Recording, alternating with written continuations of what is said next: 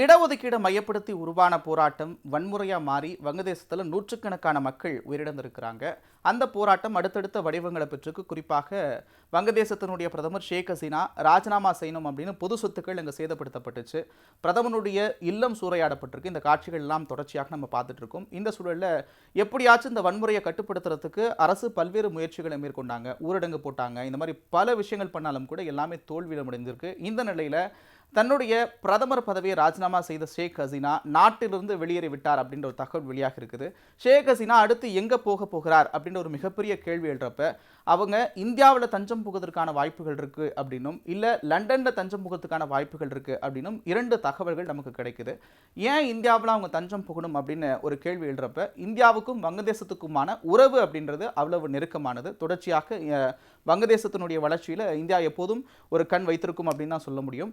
அதே போல இந்தியாவினுடைய வடகிழக்கு மாநிலங்களில் வங்கதேசம் தன்னுடைய எல்லையை பகிர்ந்திருக்கக்கூடிய காட்சிகளையும் கூட பார்க்க முடியும். அந்த நிலையில் இந்தியாவுக்கான உறவு அப்படின்றது ஒரு பக்கம் இருந்தாலும் கூட ஷேக் ஹசீனா இந்தியாவில் இருக்கக்கூடிய தலைவர்களோடு ஒரு நல்ல உறவை கடைபிடிக்கிறார். அந்த காரணத்தாலும் கூட அவங்க இந்தியா வரத்துக்கான வாய்ப்புகள் இருக்குது அப்படின்னு சொல்லப்பட்டுச்சு. அதே நேரத்தில் லண்டன் அவங்க ஏன் போக போகிறாங்க அப்படின்னு ஒரு கேள்வி வர்றப்ப லண்டனில் அவங்க உறவினர்கள் இருக்கிறாங்க, அங்கே போய் அவங்க தஞ்சம் புகத்துக்கான வாய்ப்புகள் இருக்குது அப்படின்னு சொல்லப்பட்டுச்சு. இன்னொரு விஷயம், லண்டனை பொறுத்த வரைக்கும் பொதுவாக ஒரு நாட்டிலிருந்து லண்டனுக்கு வந்து தஞ்சம் புகுந்து போகிறவங்களுக்கு அவங்களுக்கு தேவையான எல்லா வசதிகளும் அங்கே கிடைக்கும். அவங்களுக்கான வீடு உள்ளிட்ட எல்லா வசதிகளும் செய்து கொடுக்கப்படும் அப்படின்னு சொல்லப்படுது.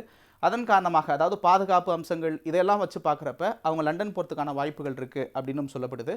இந்த நிலையில தான் ஷேக் ஹசீனா ட்ராவல் பண்ண அந்த ஃப்ளைட்டோட ரேடார் இமேஜ் வந்து வெளியாக இருக்குது. அது எங்கே ட்ராவல் பண்ணியிருக்கு அப்படின்னு பார்க்குறப்ப அவங்க வங்கதேசத்திலிருந்து புறப்பட்ட பிறகு இந்தியாவில் அதாவது உத்தரப்பிரதேச மாநிலம் பிரயாக்ராஜ் வரைக்கும் ட்ராவல் பண்ணதா இந்த இமேஜஸ் சொல்லுது.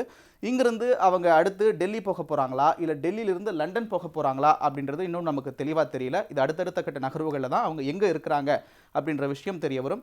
அடுத்தடுத்து அந்த நாட்டில் அசாதாரண சூழலை கட்டுப்படுத்துறதுக்கு இராணுவம் பல்வேறு முயற்சிகளை எடுத்துகிட்டு வருது. இது அடுத்து என்ன மாதிரியான வடிவத்தை பெறப்போகுது, இந்தியா இதில் என்ன மாதிரியான பார்வையை வைக்கப் போகுது அப்படின்றத பொறுத்திருந்து பார்க்க வேண்டியது இருக்குது.